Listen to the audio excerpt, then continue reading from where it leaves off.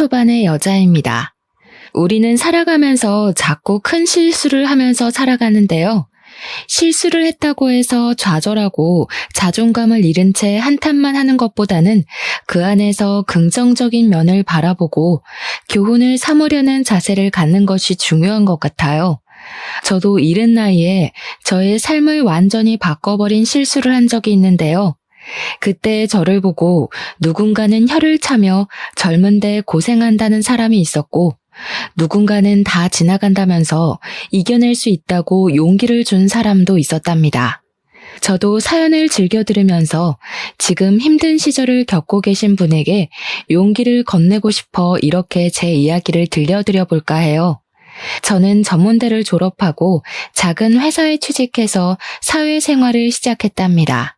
제가 고등학교에 들어가자마자 어머니가 병으로 돌아가셔서 아버지가 회사를 다니시며 저를 힘들게 키워주셨죠. 그래서 저는 고생하시는 아버지를 위해 독립하고 싶은 마음에 또래보다 빠르게 취직을 했답니다. 20대 중반이어서 퇴근하고 나면 친구들과 어울리는 걸 즐겼는데 제 친구의 지인과도 몇 번 술자리에서 만나게 되면서 친해지게 되었죠. 저에게 호감을 강하게 표시했기 때문에 어느샌가 매일 연락하는 사이가 되었고 자연스레 사귀게 되었죠. 남편은 갓 군대를 전역하고 복학한 대학생이었어요. 직장인과 연애를 했으면 편했을 텐데 역시나 시작부터 삐걱거리는 일이 생기더라고요. 초반에는 남편이 전혀 부담 갖지 말라고 하면서 데이트 비용도 거의 냈는데 저는 돈을 벌고 남편은 용돈 받는 입장이다 보니 점점 미안해지더라고요. 그래서 시간이 갈수록 제가 내는 횟수가 점점 늘어나기 시작했답니다. 처음에 제가 산다고 하면 화를 내던 남편은 나중엔 거의 당연하게 생각하는 것 같았어요. 동갑이었지만 제가 돈을 버니까 양보해야 하는 부분이라고 이해하고 넘기기로 했죠.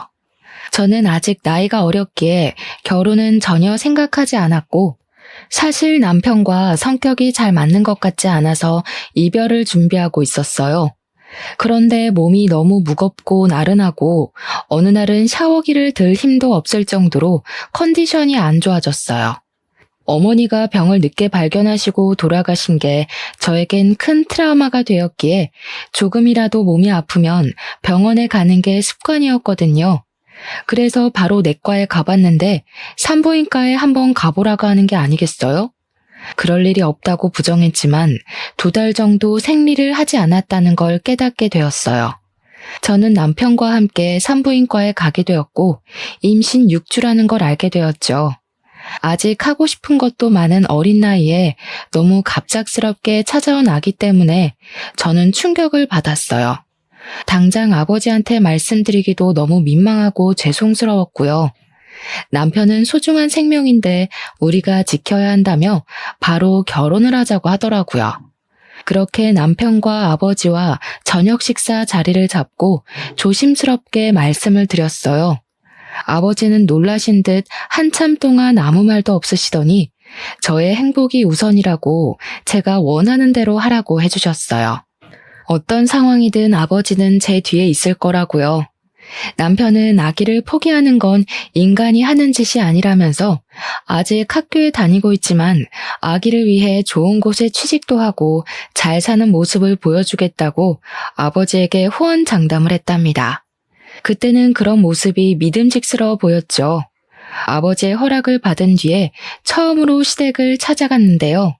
입덧을 심하게 해서 음식을 먹기도 힘들었고 몸도 너무 힘들었지만 제 나름대로 단정하게 꾸미고 떡 케이크도 준비했죠. 시댁은 작은 평수의 아파트였는데 현관문 앞에 서자 너무 긴장돼서 머리가 어질어질한 정도였어요. 저녁 식사 시간이었는데 들어가자마자 된장찌개 냄새가 훅 끼쳐서 토악질이 나오더라고요.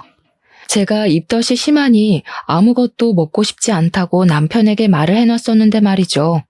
제가 손으로 입을 막고 있는 걸 본 어머님이 저를 싸늘하게 쳐다보시더라고요. 저녁 먹을 시간에 안 먹을 수도 없고 그렇다고 빵 쪼가리를 먹을 수도 없어서 그냥 밥 차렸다. 그렇게 냄새가 나면 넌 베란다에 잠깐 나가 있어라. 반기시지 않을 거란 예상은 했었지만 이렇게 처음 만난 순간부터 푸대접을 할지는 상상도 못했답니다. 저는 괜찮다고 말하고 소파 구석에 앉았어요. 남편은 너무 배고프다면서 어느새 식탁에서 혼자 밥을 먹고 있더라고요. 아버님은 저를 쳐다보지도 않으시고 텔레비전만 보고 계셨죠. 그때 시모가 제 앞에 와서 섰답니다. 지금 몇 주나 됐다고? 아직 수술할 수 있는 시기 아니니? 나이도 어린 것들이 무슨 배짱으로 결혼을 하고 애를 낳겠다고 찾아와? 쟤 아직 대학 졸업도 안 했어. 넌 뭐 어디 콧구멍만한 회사 다닌다면서? 아, 엄마, 무슨 그런 소름 끼치는 소리를 해. 우리 아기인데 당연히 낳아서 키워야지. 그리고 나 금방 졸업이야. 바로 대기업 취직할 거니까 걱정하지 마. 다들 취직 안 된다고 난린데 네가 뭔 수로 한 번에 대기업에 취직을 해. 너 쟤랑 결혼하면 인생 뻔하게 보이니까 하는 소리야. 애 키워야 된다고 아무 회사나 들어갔다가 40대고 50대는 거야. 넌 형이 그 좋은 회사 들어가려고 얼마나 스펙을 쌓고 노력을 했는지 다 봤으면서 그런 소리를 해?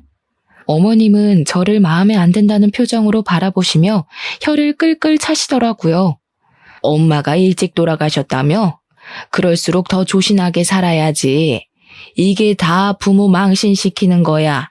이렇게 함부로 몸 굴리는 애들은 그래서 다 하자가 있다니까. 말씀이 너무 심하시네요. 아기는 제가 혼자 만들었나요? 저도 결혼하고 싶지 않았는데 어머님 말씀을 들으니 다시 생각해 봐야겠네요. 안녕히 계세요. 저는 너무 화가 나서 혼자 나와버렸답니다. 남편이 나와서 잡았지만 얼른 택시를 타고 집으로 와버렸어요. 다시는 남편 어머님을 만나고 싶지 않다는 생각이 강하게 들었고 결혼 역시 진행하지 않으려고 했죠. 하지만 남편은 아기가 있고 사랑하는데 어떻게 헤어지냐면서 매일을 찾아와 울더라고요. 제가 퇴근하고 집에 오면 아버지와 함께 집에 들어와 있기도 했고요. 저 역시 마음을 굳게 먹고 산부인과에 찾아가려고 했지만 막상 들어가려고 하면 발길이 떨어지지 않았어요. 이상하게도 눈물이 계속 나고 마음이 아파서 앞에 서 있다가 그냥 돌아오곤 했죠. 그러다 보니 벌써 임신 12주에 접어들었고 저는 결국 아기를 지키고 결혼을 하기로 생각을 바꿨답니다. 그러면 뭐 하나요? 시모가 제가 되바라졌다고 절대 안 된다고 반대를 한다는데요. 결국 아버지가 시부에게 전화를 해서 오래 대화한 끝에 상견례 자리를 만들 수 있었죠. 남편은 나이가 8살 차이 나는 형이 있었는데 이미 결혼했고 4살짜리 아들도 있었어요. 저는 상견례에서 처음으로 아주버님 부부를 만나게 되었답니다. 형님도 저를 보자마자 대뜸 너무 어리다면서 애가 애를 낳으니 큰일이라고 혀를 차는 게 아니겠어요? 식사하는 내내 시모는 아버지에게도 무례하게 굴었는데 제가 되바라졌고 가정교육이 안 되었다고 하더라고요. 아버지는 그저 묵묵하게 듣고만 계셨어요. 시모는 집에 여유가 없으니 집을 해줄 수는 없고 일체 지원도 없을 거라고 했답니다. 둘이서 살고 싶어 사는 거니 월세로 시작해서 살아야지 별 수 있겠냐 하더라고요. 그 말을 듣고 있는 아버지도 안타깝고 제 처지도 불쌍하게 느껴졌어요. 축복받으면서 결혼하고 신혼집을 예쁘게 꾸미는 꿈은 어느 여자에게나 있기 마련이잖아요. 어린 나이에 갑자기 한다고는 해도 저는 제가 이런 대우를 받으면서 결혼을 하게 되리라곤 상상도 하지 못했답니다. 결국 아버지가 보증금을 마련해 주셔서 투룸의 월세로 신혼집을 마련하게 되었죠. 결혼식도 가장 기본으로 단촐하게 했고 시모는 남복이 부끄럽다면서 지인들에겐 연락도 안 하고 가까운 친척들만 불렀더라고요. 남편도 친구가 별로 없다면서 10명도 안 왔죠. 오히려 제 하객이 더 많을 정도였답니다. 더욱 기가 막혔던 건 형님의 태도였는데요. 제가 신부 대기실에서 회사 사람들과 인사하느라 정신이 없는데 옆에 서서 계속 저를 지켜보고 있더라고요. 그러더니 제 옆으로 와서 요즘 세상에 신혼을 투룸 월세로 시작하는 게 진짜 드문 일인데 어떻게 하냐고 자기가 너무 속상하다는 말을 꺼내는 거 있죠. 옆에 있던 회사 동료들이 놀라면서 제 눈치를 보는데 너무 부끄럽고 화가 나더라고요. 그러고는 유유히 가버리는 형님한테 한마디 해보지도 못한 채 정신없이 결혼식은 끝이 났답니다. 그렇게 시간은 흐르고 배는 점점 불러오기 시작했어요. 매달 드는 생활비는 제 월급으로 충당하고 있었는데 남편은 생각이 있는 건지 돈을 아끼지 않고 쓰더라고요. 저는 배가 더 불러오면 이제 일도 관둬야 하는데 아르바이트를 하던지 정 안 되면 시댁에 좀 말해보라고 남편에게 말했죠. 남편은 바로 시댁에 전화해서 무슨 어린애가 용돈 타령하듯이 돈을 달라고 하는 거예요. 그러더니 저에게 핸드폰을 넘겨주는 거 있죠. 야, 너는 생각이 있니 없니? 공부하느라 힘든 애한테 일을 해서 돈을 벌어오라고? 내가 이럴까봐 결혼 반대한 거야. 네가 지금 내 아들 발목 잡고 있잖아. 지금 제가 생활비 다 대고 있어요. 저도 이제 일 그만둬야 하는데 앞으로 어떡하나요? 그래서 좀 여쭤보라고 한 거예요. 네가 하겠다고 해서 한 결혼 아니야? 네가 책임을 져야지. 그리고 왜 일을 관둬? 요즘은 막달까지 다 일하고 애 낳더라. 뭐가 그렇게 힘들다고 벌써 관둘 생각을 해? 임신한 저는 새벽부터 준비해서 일 가야 하는데 아드님은 수업이 다 오후라고 천하태평이에요. 그럼 아침 시간이 비면 잠깐 아르바이트 할 수 있는 거죠. 왜 제가 다 해야 돼요? 아침에 공부를 하는지 잠을 자는지 네가 어떻게 알아? 네가 봤어? 우리 아들 어줍잖은 데 가서 돈 벌어오라고 시키지 말고 네가 애 낳기 전날까지 다녀. 대기업 다니려면 스펙 쌓으면서 준비해야 되는 거 알아 몰라? 그러고는 전화를 끊어버리더라고요. 저는 친정아버지에게도 차마 말을 할 수가 없어서 저는 정말 애 낳기 일주일 전까지 일을 다녔습니다. 회사 동료들이 오히려 제 몸 상태를 걱정할 정도였어요. 차마 돈이 없어서 다닌다는 말은 하지 못하고 젊어서 괜찮다며 웃어 넘겼죠. 임신 기간 내내 제가 먹고 싶은 음식 사 먹어본 게 손에 꼽을 정도여서 너무 서러웠답니다. 그런데 남편은 밖에서 사 먹을 거 다 먹고 술도 먹고 다니더라고요. 제 카드는 안 쓰는 걸 보니 시모가 따로 용돈을 챙겨주는 모양이었어요. 기대하지도 않았지만 그렇다고 자기 손주를 임신한 며느리한테 과일 한 번 사준 적 없고 집에 찾아오지도 않았답니다.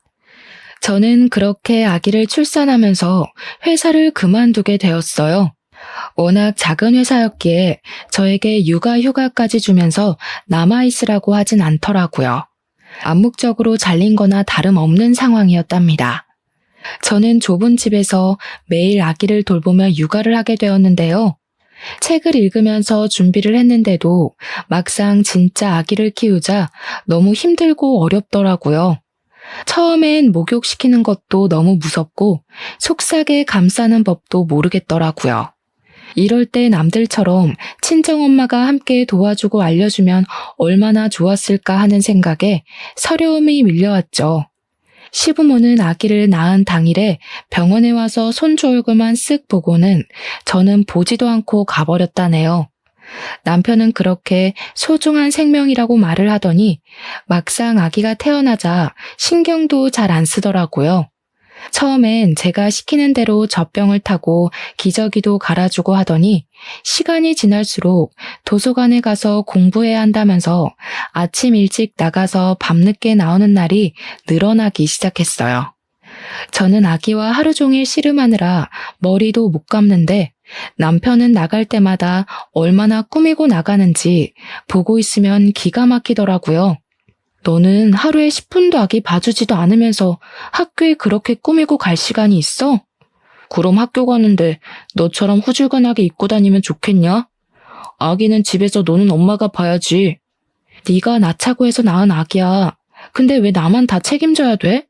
잠도 못 자고 제대로 밥도 못 먹고 샤워도 못 해.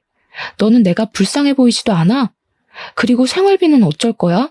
나 모아둔 돈도 없는데 네가 돈을 구해와야 될 거 아니야.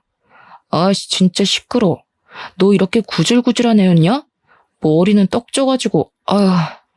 밖에서 상큼한 애들 보다가 너 보면 진짜 한숨만 나온다. 난 몰라. 네가 우리 엄마한테 말해보든지. 너네 아빠한테 돈 달라고 해. 내가 누구 때문에 이렇게 됐는데 같이 아기 봐주고 도와줘도 힘든 판국에 또 아침 대바람부터 나가기만 해. 남편은 제가 나가지 말라고 악을 써도 제 손을 뿌리치고 나가버렸답니다. 이렇게 매일 신랑이 하는 날이 계속됐어요. 남편은 생활비는 전혀 신경도 쓰지 않아서 아기 분유 살 돈도 없었답니다. 저는 남편에게 실망을 했고 점점 정이 떨어지기 시작했어요. 어느 날 너무 힘들어서 울고 있는데 친정 아버지에게 전화가 왔더라고요. 저는 괜찮은 척 받았지만 다정한 아버지의 목소리에 그만 펑펑 울고 말았죠. 아버지는 바로 회사 반차를 쓰시고 집으로 오셨어요. 아버지는 잠도 제대로 못 자서 퀭한 제 얼굴을 보시고는 얼른 들어가서 눈 좀 붙이라고 저를 방으로 밀어 넣으시더라고요. 그 덕에 아주 오랜만에 깨지 않고 푹 잘 수 있었죠. 거실로 나가보니 아빠가 아기와 놀아주고 계시더라고요. 제가 아기를 받아들자 아버지는 밥 먹으라면서 식탁을 가리키셨어요. 제가 좋아하는 보쌈을 시켜놓으셨더라고요. 매일 미역국에 밥만 말아먹다가 오랜만에 먹으니 얼마나 맛있던져. 아버지는 아기를 안고서 제가 먹는 모습을 물끄러미 바라보시더라고요. 아버지는 남편과 말을 좀 해봐야겠다고 기다리셨지만 남편은 밤 11시가 돼도 들어오지 않았어요. 아버지는 혀를 차시면서 돌아가셨죠. 아버지가 가신 지 얼마 되지 않아 통장으로 돈이 입금되었다는 메시지가 왔더라고요. 말을 안 했지만 제가 사는 게 힘든 걸 아셨는지 몇 달 지낼 수 있는 넉넉한 액수를 보내주셨더라고요. 아버지께 한없이 죄송한 마음이 들어서 눈물을 펑펑 흘렸죠. 그렇게 아기를 키우느라 시간이 정신없이 흘러가고 결혼하고 처음 맞는 설 명절이 다가왔어요. 저는 명절 전날에 남편과 아기와 함께 시댁으로 갔죠. 시모는 장을 잔뜩 봐놓고 저를 기다리고 있더라고요. 이제 매년 음식을 해야 하니까 제대로 배우라고 하면서 저에게 끊임없이 일을 시켰죠. 저는 사실 요리를 제대로 해본 적이 없어요. 어머니가 돌아가신 후에는 아버지가 요리를 잘하셔서 항상 저녁을 차려주셨어요. 그리고 거의 사 먹을 때가 많았거든요. 시모는 제가 칼질하는 걸 보더니 혀를 끌끌 찼답니다. 칼질도 제대로 못하는 걸 보니까 여태 어떻게 살아왔는지 딱 보이네. 너 우리 아들 밥도 안 해주지? 아유 속상해. 어디서 이런 굴러먹지도 못한 게 시집을 와서. 왜 서운하게 말씀을 그렇게 하세요? 밥 해줄 시간도 없이 아침에 나갔다가 밤에 와요. 그리고 아기 보느라 제 밥도 못 해먹는데 어머니는 제 밥 한번 챙겨주신 적 있어요? 말 대답 좀 또박또박 하지 마. 내가 왜 네 밥을 해줘? 내가 애 낳으라고 했어? 네가 낳겠다고 해서 이 사다를 만든 거야. 잔말 말고 이거 다 다져놔. 그 다음에 이거 다 썰어놓고 빨리빨리 해. 남편과 시부는 아기 앞에 놓고 텔레비전이나 낄낄대며 보고 있었어요. 아기가 울어도 달래주지도 않고 신경도 안 쓰는데 정말 화가 나더라고요. 저는 고무장갑을 끼고 일하다가도 아기가 울면 달려가서 안아주고 또 가서 일을 해야만 했어요. 아무리 아기 보라고 얘기해도 남편은 듣는 척도 안 하는데 얼마나 얄미운지요. 늦은 저녁까지 음식을 만들고 있는데 그제야 형 내외가 아이를 데리고 왔더라고요. 형님은 들어오자마자 회사에 일이 생겨서 해결하고 오느라 늦었다면서 바로 흰 봉투를 시모에게 찔러주더라고요. 시모는 좋은 회사에서 일하는 사람이 그럴 수 있다면서 이제부턴 둘째 며느리가 다 할 거니까 너는 한숨 놓으라고 말하는 게 아니겠어요? 내가 일이 너무 바빠서 어머님을 못 도와드릴 때가 많아. 마음이 항상 안 좋았는데 이제 동서가 있으니까 한시름 놓겠네. 저는 요리하는 게 너무 서툴고 아기 보느라 어머니 돕느라 정신없이 힘들었어요. 앞으로 형님도 같이 해주셨으면 좋겠어요. 아직도 20대인데 뭐가 힘들어? 내가 동서 나이 때는 날아다녔어. 해외여행 다니고 밤새워서 놀아도 하루만 자고 나면 멀쩡했어. 하긴 동서는 아기가 있어서 어디 동네 앞도 제대로 못 나가겠네. 아휴, 그러게 왜 사고를 쳤어? 다 그 나이 때 누려야 될 게 있는데 옆에서 보는 내가 다 안타까워. 형님, 저번부터 느꼈던 건데 말씀을 이상하게 하시네요. 그렇게 안타까우시면 말로만 그러지 마시고 도움 좀 주시지 그래요. 형님 돈 잘 버신다면서요. 이 화상 또 말대답하고 있네. 손이 형님이 얘기하면 알겠습니다 하고 들을 것이지. 틀린 말 한 것도 없구만. 애가 철도 없고 교육도 못 받아서 이래. 네가 속상해도 이해해라. 보면 여동생 같고 짠하니까 그러는 건데 자기가 못 받아들이면 어쩔 수 없는 거죠. 나이 들면 다 이해를 하겠죠. 어머니가 고생 많으세요. 그나저나 어머니, 저희 저번에 청약 넣어놨던 아파트 당첨될지도 모르겠어요. 두 사람은 화기애애하게 대화하면서 안방으로 쏙 들어가 버리더라고요. 혼자 밥상을 차리는 게 성질이 나서 남편을 불렀는데 대답이 없었어요. 집안을 찾아보니 없길래 전화를 했더니 동네 친구들을 만나러 나갔다는 거예요. 저는 남편도 없는 시댁에서 아기 보느라 밥도 못 먹었는데 시댁 식구 누구도 아기 봐줄 테니 밥 먹으란 소리도 안 하더라고요. 저는 화가 나서 형님에게 아기를 안겨버리고 밥을 챙겨 푹푹 먹어버렸답니다.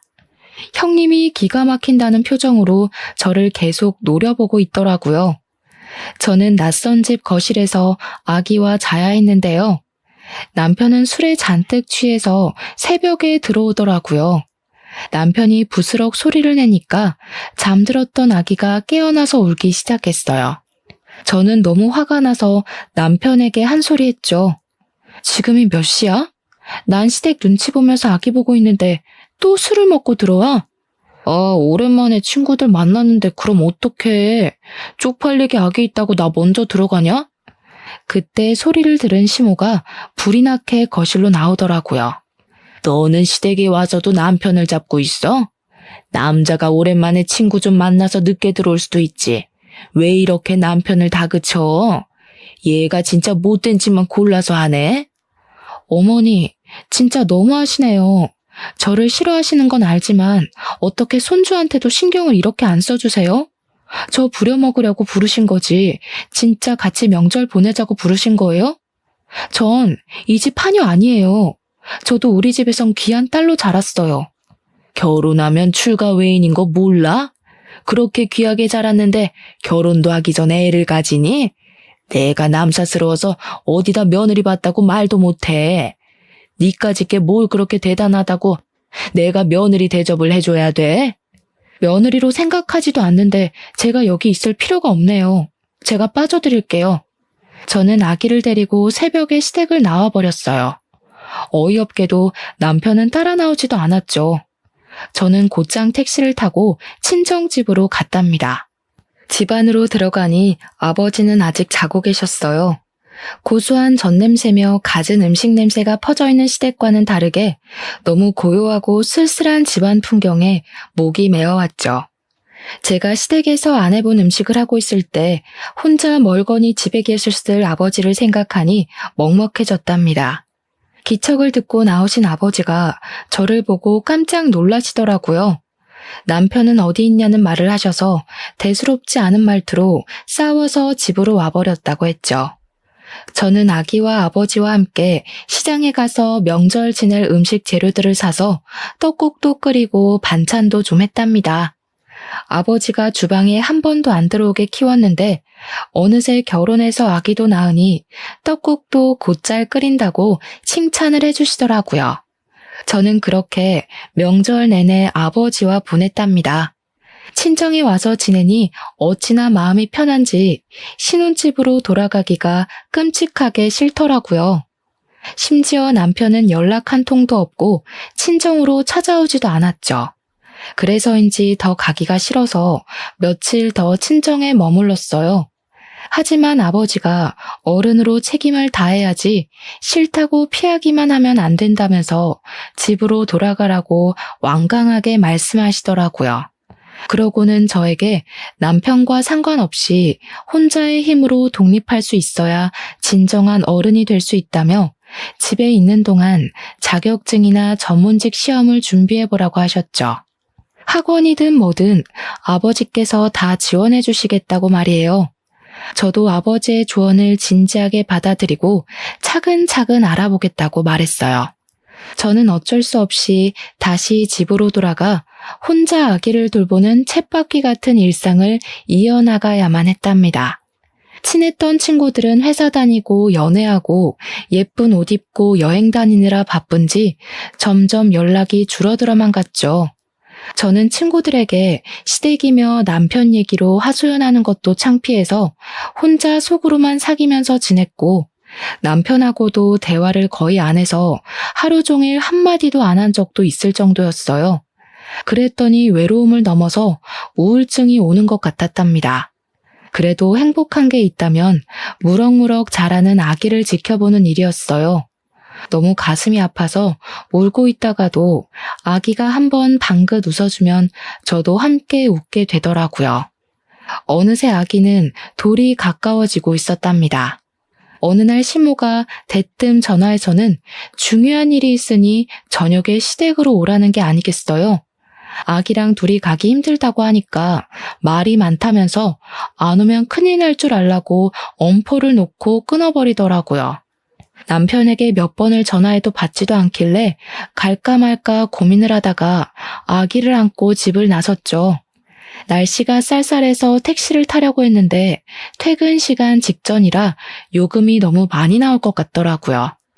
항상 생활비가 없어 쪼들렸기 때문에 버스를 타고 가기로 했죠. 간신히 자리에 앉았지만 아기가 울까봐 조마조마한 마음으로 어서 내리기만을 기다린 마음을 누가 알까요? 내려서도 아기를 안고 한참을 걸어가서야 시댁에 도착할 수 있었는데 집에 들어가 보니 남편이 소파에 누워 있더라고요. 기가 막혀서 남편을 노려보니까 시부가 퇴근하면서 같이 타고 왔다는 게 아니겠어요. 아기를 업고 낑낑대며 시댁까지 제 발로 온 제 모습이 어찌나 한심하게 느껴졌는지 몰라요. 그때 형님 부부가 먹을 걸 양손 가득 싸들고 들어오더라고요. 호들갑을 떨면서 식탁에 음식들을 펼쳐놓고 샴페인까지 따고 난리를 부렸는데요. 그토록 가고 싶었던 아파트에 청약 당첨되었던 거예요. 저만 빼고 아주 잔치 분위기더라고요. 그 와중에 평소 음식이라면 환장하는 남편이 먹지도 않고 핸드폰만 들여다보고 있더라고요. 도대체 뭘 하는지 혼자 피식거리는데 기분이 싸하더라고요. 동서는 청약이 뭔지는 알아? 젊은 시절은 금방이야. 나이 들 때를 준비해야지. 언제까지 그 좁은 투룸 월세를 살려고 그래? 저도 회사 다닐 때 청약 들어놨어요. 남편이 돈을 벌어야 저축이라도 하죠. 학교 졸업할 때는 다 돼가는데 언제 취직을 할까 저도 답답해요. 서방님이야 우리 남편 머리 닮았으면 좋은데 취직하시겠지. 어쨌든 청약 잘 들어놔. 언젠가는 우리처럼 아파트도 사고 남부럽지 않게 살아야지. 나중에 늙어서 우리한테 손 벌릴까봐 무섭다. 지금도 10,000원 한 장 안 주시면서 늙으면 도와주실 마음은 있으세요? 동정하시려거든 돈으로 부탁드릴게요, 형님. 요즘 젊은 사람들하곤 무서워서 대화를 못하겠어. 아님 동서가 유별나게 속이 뾰족한 거야? 아기 생각해서 열심히 살아. 요즘엔 부모가 가난하면 아이가 제일 상처받아. 우리 딸 봐. 얼마나 밝고 예쁘게 컸어? 요즘은 부모 경제력이 아이 얼굴에 나타나는 법이야. 형님, 저한테 막말하는 건 참아도 우리 아기한테 함부로 말하지 마세요. 내가 소리를 삑 지르자 형님이 눈을 동그랗게 뜨는 표정을 짓더니 고개를 절레절레하며 주방으로 들어가 버리더라고요. 남편은 바로 옆에 있으면서도 어떤 대꾸도 안 하고 핸드폰만 들여다보고 있었죠. 시간이 지나도 저와 아기에 대한 대우는 달라질 것 같지 않았어요. 제가 엄청 부자가 되지 않는 한 더욱더 무시할 것 같았죠. 너무 속이 상해서 음식도 거의 먹지 않고 서둘러 집으로 돌아와 버렸답니다. 경제적인 문제는 결혼 생활 내내 저를 괴롭혔어요. 저는 급할 때마다 어쩔 수 없이 아버지에게 부탁을 해야만 했고요. 그래도 월세는 시댁에서 주는지 남편이 내고 있었는데요. 어느 날 집주인에게 전화가 왔는데 월세를 2달이나 밀렸다고 하는 거 아니겠어요? 너무 놀라서 남편에게 전화하니 옆에서 시끄러운 소리가 들리고 여자 목소리도 들리더라고요. 도저히 시끄러워 통화를 할 수가 없어서 당장 집으로 오라고 소리를 질렀답니다. 하지만 남편은 또 밤늦게 나타났어요. 집주인한테 전화 왔는데 월세가 2달이나 밀렸다며. 어떻게 된 거야? 집에서 월세 받는 거 아니었어? 아니, 쓸 돈이 모자라서 잠깐 썼어. 나도 학교 다니려면 돈이 있어야 되잖아. 유지비도 필요하고. 뭐? 유지비? 개똥 같은 소리 하네. 지금껏 아기 기저귀 하나 지 돈으로 사본 적이 없는 게 머리에 똥 만든 게 무슨? 야, 너 남편한테 말 다 했어? 너 내가 우리 엄마한테도 말 대답하는 거 다 참고 아무 말도 안 하고 있었는데 너 진짜 안 되겠다. 연애 때랑 완전히 딴판이야. 너 나 속였냐? 네가 날 속였겠지. 너네 엄마가 나 무시하고 상처 주는 말 하는 건 안 들리니? 너 당장 나가서 편의점 알바라도 해서 돈 벌어와. 아님 너네 엄마한테 말해서 월세 당장 메꿔놔. 아, 싫어. 네가 말하든지 말든지 난 몰라. 쫓겨나면 그만이지. 넌 너네 집으로 가고 난 우리 집으로 들어가서 살던가. 아님 너네 아빠한테 좀 말해보던가. 장인어른 월급 많이 받으시잖아. 남편은 방으로 문을 쾅 닫고 들어가 버리더라고요. 그렇게 몇 시간이 흘렀고 저는 다시 대화를 해보기 위해 방으로 들어갔답니다. 남편은 천하태평하게 침대에 뻗어서 잠을 자고 있더라고요.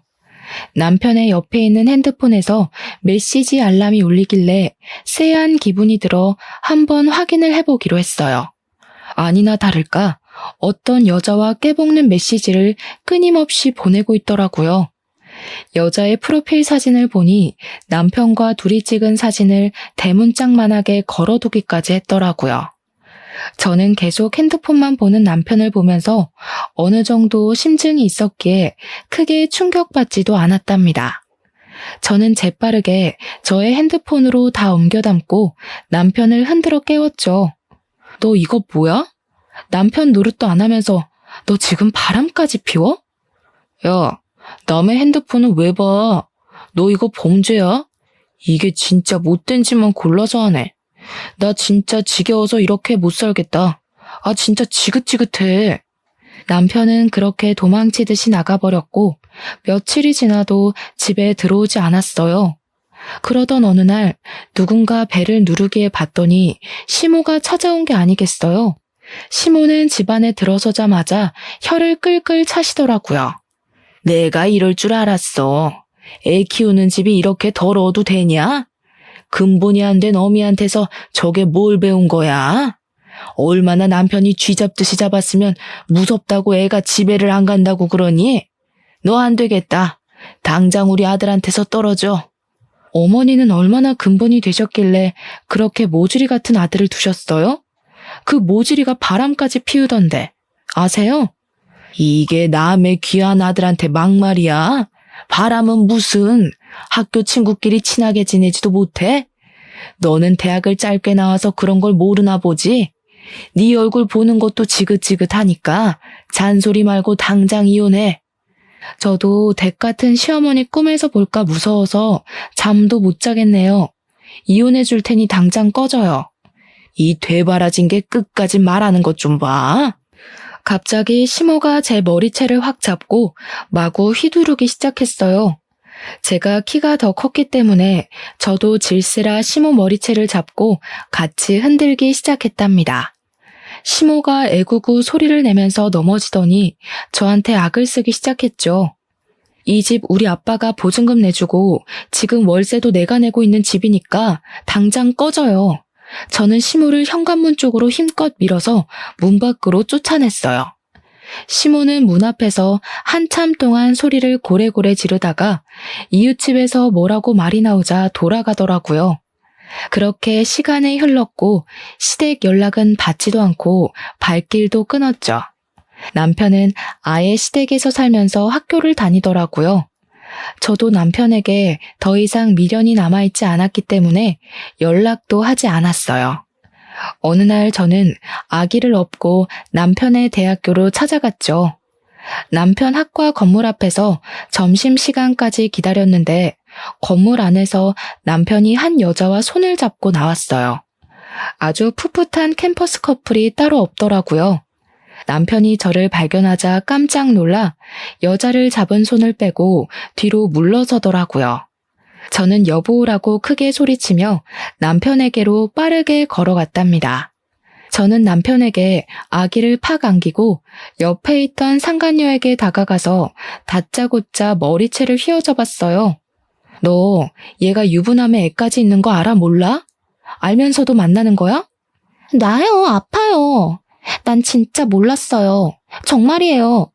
남편은 아기를 안고 있어서 상간녀에게 가지도 못하고 발만 동동 구르고 있더라고요. 저는 상간녀를 거칠게 밀어 넘어뜨렸어요. 상간녀가 헝클어진 머리를 수습하며 일어나더라고요. 상간녀가 남편 앞으로 가서 남편 머리가 돌아갈 정도로 뺨을 세게 내리치더라고요. 오빠 진짜 유부남이야? 이 거지 같은 게 진짜? 나이도 많은 게 하도 불쌍해서 매달려서 만나줬더니 쪽팔려. 어느새 우리 주변을 많은 사람들이 둥글게 에워싸고 있었답니다. 상간녀는 씩씩거리면서 사람들을 해치고 가버렸어요. 저는 남편 멱살을 잡고 애는 안 보고 바람이나 핀다며 소리소리를 질러댔죠. 점점 더 많은 사람들이 몰려들었고 남편은 충격을 받았는지 얼굴이 하얗게 질리더라고요. 결혼식에 온 친구들이 별로 없을 때부터 느끼긴 했었지만 남편은 학교에는 결혼했다는 사실을 철저히 감춰왔던 거죠. 제가 남편 멱살을 놓자 남편이 다리가 풀렸는지 스르르 주저앉더라고요. 저는 남편에게서 아기를 뺏어 안고 웅성웅성대는 사람 속을 유유히 헤치고 나왔답니다. 그게 남편을 본 마지막 모습이었죠. 저는 남편을 찾아가기 전에 이미 이혼 서류를 시댁에 보내놓은 상태였고 위자료는 받을 생각도 하지 않았어요. 그저 아기의 친권과 양육권만 갖고 깔끔하게 남편과 시댁과의 인연을 끊기로 결심했거든요.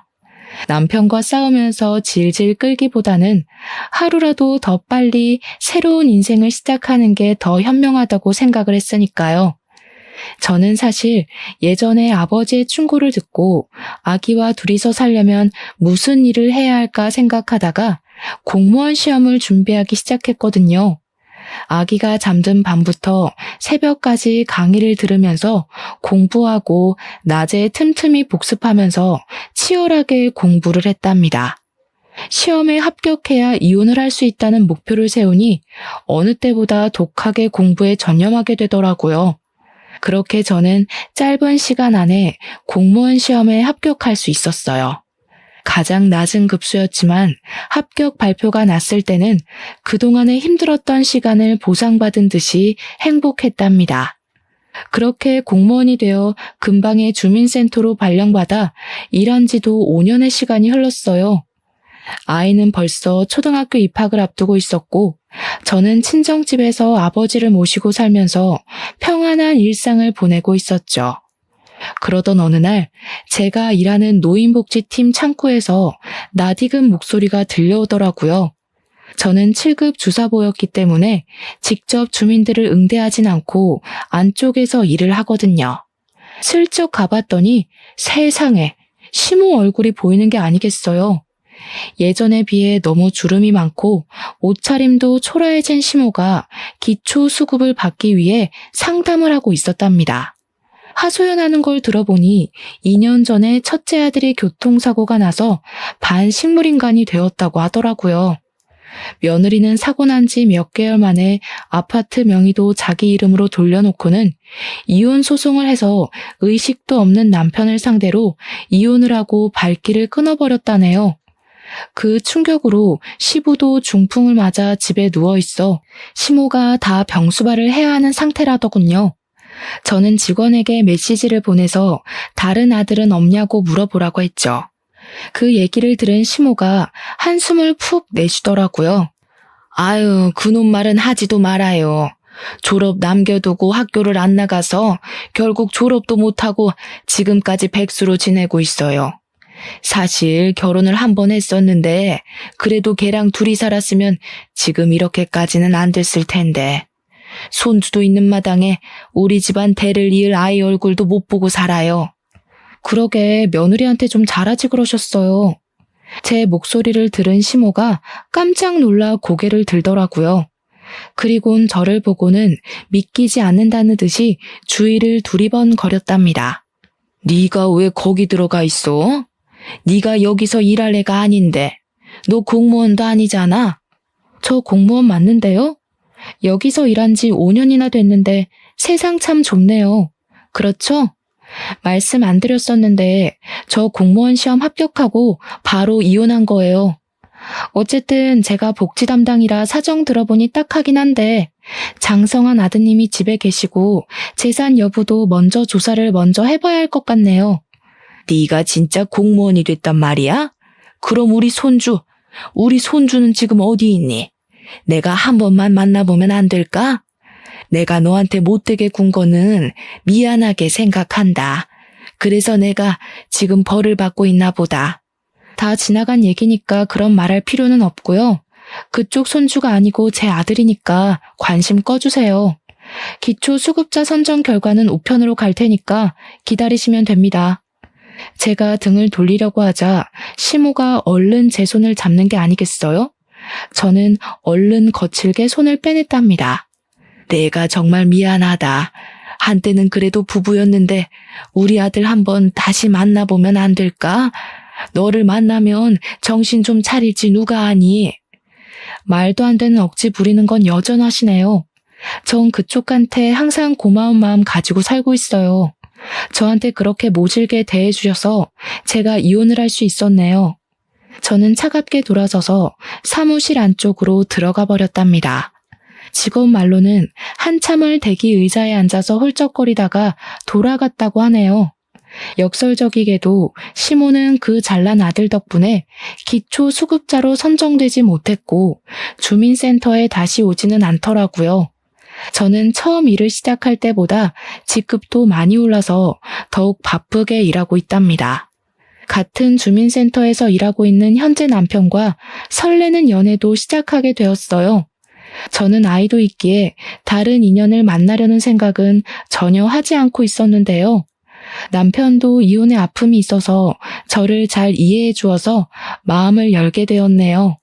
전 남편과는 다르게 듬직하고 자상한 모습에 제 아들도 잘 따르고 있답니다. 인생을 살면서 옆자리에 누군가 있든 없든 항상 나 자신의 중심을 지키는 게 중요한 것 같아요.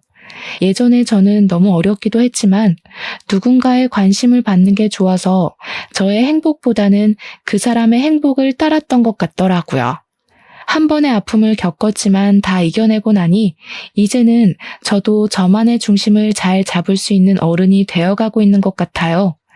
앞으로도 다른 사람에게 휘둘리거나 흔들리지 않고 저와 아이의 행복만을 생각하면서 살아가려고 한답니다. 여러분도 놓쳐버린 행복을 꽉 잡고 즐거운 인생을 사시길 바라면서 제 사연을 마치겠습니다. 들어주셔서 감사합니다.